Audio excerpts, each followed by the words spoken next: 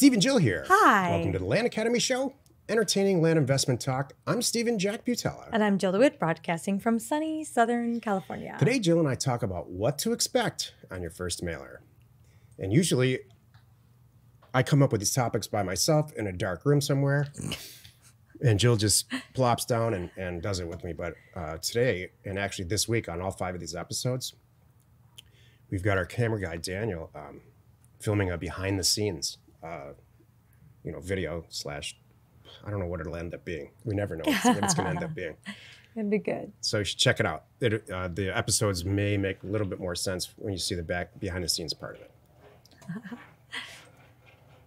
Before we get into the topic today, let's take a question posted by one of our members on the landinvestors.com online community. It's free. Sean asks, my first mailer went out on July 15th, and I started receiving my first calls today, so 10 days later. Perfect. I have a Vumber number that I'm forwarding to Pat Live, so all my calls get automatically recorded in Vumber. Based on the seller responses so far, it's safe to say I didn't overprice. Good for him. Okay, so that means good go response. So I didn't overprice. Does that mean it's a lot of not happy people? Well, today's topic, let's just say it. Today's topic is what to expect from your first mailer. This is kind of what triggered it all. So congratulations on getting your first mailer out. Exactly. That's the hardest part. That's good. Getting the first mailer in the mail and then beginning to deal with it and develop your business from there is what this is all about. And I think it's cool that he's recording all the calls so you can go back and, listen to him later and get better with what he's doing over time. Maybe get better at the questions that he's asking based on the seller responses. Yeah. I think that's all. Or even just to laugh at later, because I'm sure you have some good ones that are coming in. We do the same thing. We record everything. We use a phone system called, what's it called? Streams? It's Streams, and I can't think where it comes through, but Pantera. Yeah, okay. This is the meat of the show. So it's for you, it's like 2008-ish.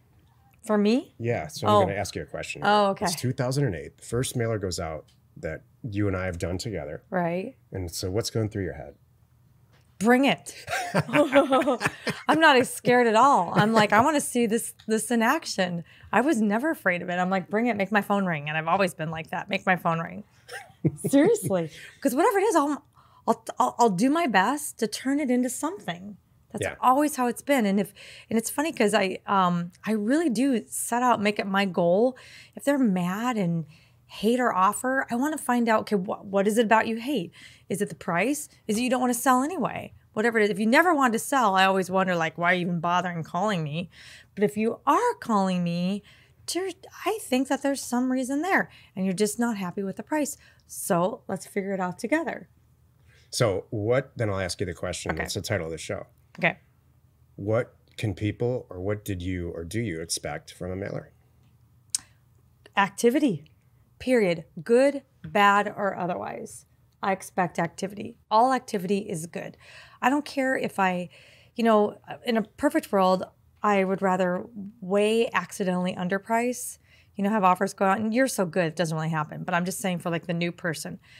Underprice, you can work with a little more than overprice. Everybody calls you back, and you're like, great. I might as well have just sent a campaign that said fill in the blank, and send it back to me because I'll buy it, kind of thing. Because you don't want that.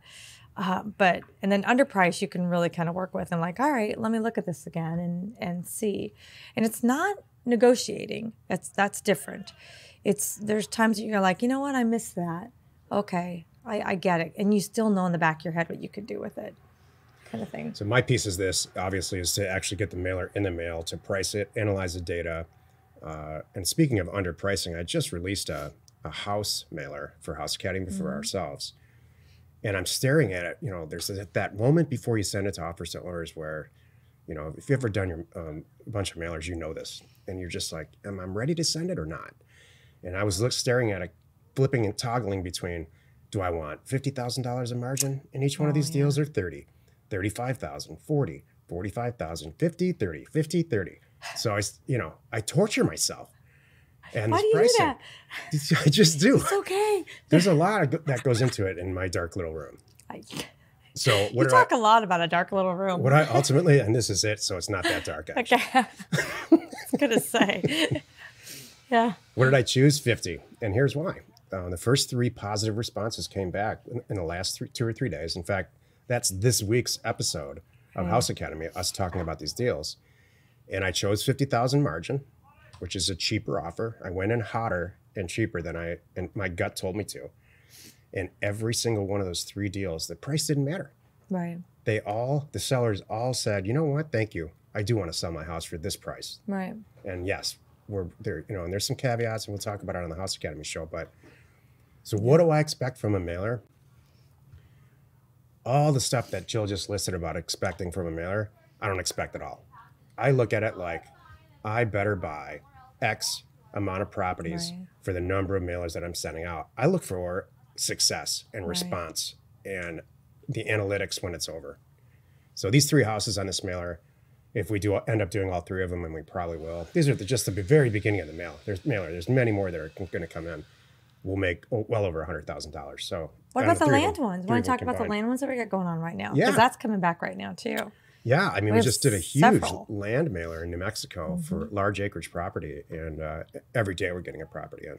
I know. And I priced that at $127 an acre. Right. So we're getting 40s in for, under $5,000, which will sell for 20 to 25. Right. So yeah, you're right. It's land, man. Thank you for saying it so I don't have to. See that right there? The shirt may say House Academy. The mug in front of you says Land Academy. You know what I'm going to do? I'm going to do that from now on. I'm going to put a little sign here that says, what shows we are doing at the moment. That's what I'll do. And then you know what? When it's not, I'll turn it around. So that's how you know. We have a show coming that reminds me of? Go ahead. I have this friend of mine. This is totally off topic. That the way the husband would let the wife know that he wanted some action that night is he would light a candle, and so she would come in the bedroom and find there's like this one candle, this big candle, like on their dresser that would be lit, and she would tell me about the number of times that she'd come home and the candle be lit, and she didn't feel like it, so she'd blow it out. So that's their communication. Exactly. The candle's lit, it either stays lit or she blows it out, and then he knows what's going to happen. Wow. I know. What do you think about that? Well, they're not together anymore. It's totally true. I feel really bad because I think in the bitter end, the candle got blown out a lot, and I think that was the writing on the wall. Yeah, I don't think I guess you could try it. I don't think that kind of form of communication is not what I would prefer. No, I don't think so either. I think I know who you're talking about, and I think I remember this guy, and he's a very timid type guy. Yeah, poor Instead guy. of just kind of making it happen. Like throw you over your shoulder. Yeah. Yeah. I'm not going to take a blown out candle for an answer. You're saying all the things that I'm thinking. Exactly.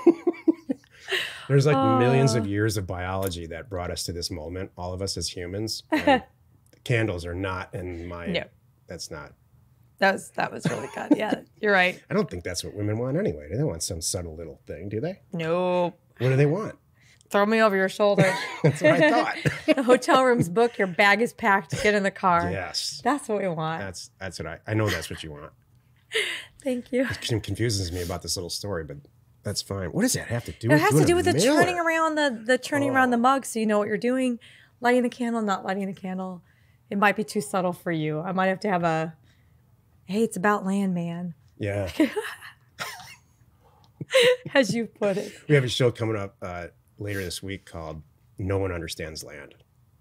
And everyone understands houses. So we're going to talk about, I started to lead into that because if you are a member of Land Academy or thinking about it, you are in the huge minority. Once you learn how to buy and sell land effectively, you can move on to any other product type.